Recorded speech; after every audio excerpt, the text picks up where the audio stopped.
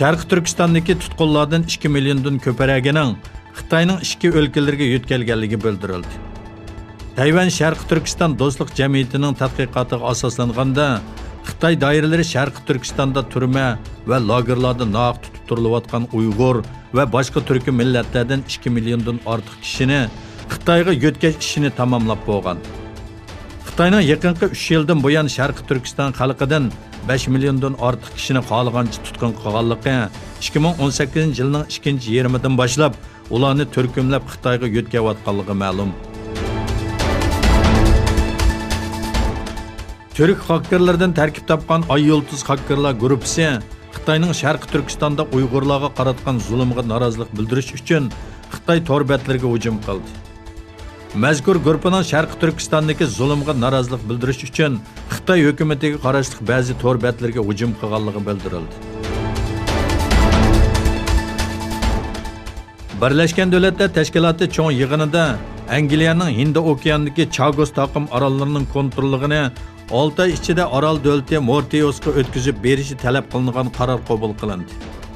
Afrika davlatlari tarafidan 193 a'zosi bo'lgan Birlashgan Davlatlar Tashkiloti cho'ng yig'iniga sunilgan qaror loyihasi 116 davlatning qo'llashi, 56 davlatning ovoz berishdan voz kechishi bilan qabul qilindi.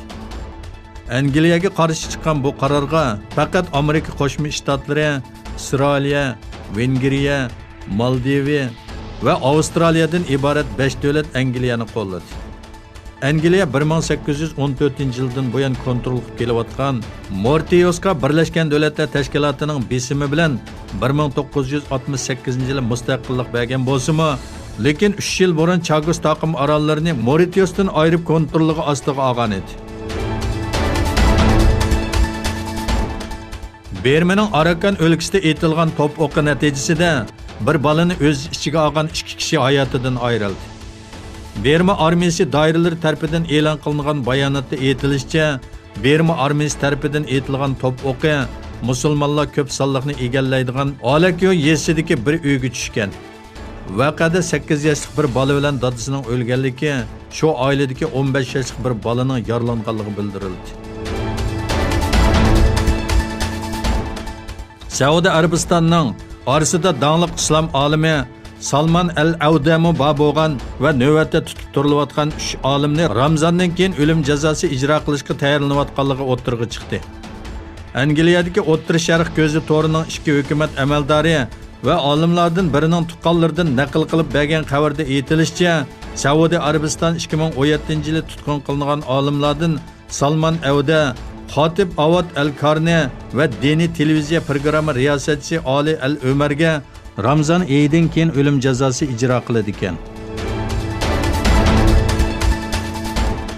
Amerikaning Suriya alayida elchisi James Jeffrey Turkiyaning Suriyaning shimoliy xavfsizlik rayonini qurish talabi haqida to'xtaldi.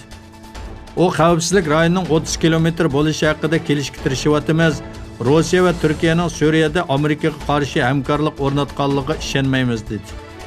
Turkiyaning talabiga hali ham ijobiy inkas qaytarmagan Jeffrey 30 kilometr quralaydiganligimizga ishonmayman dedi.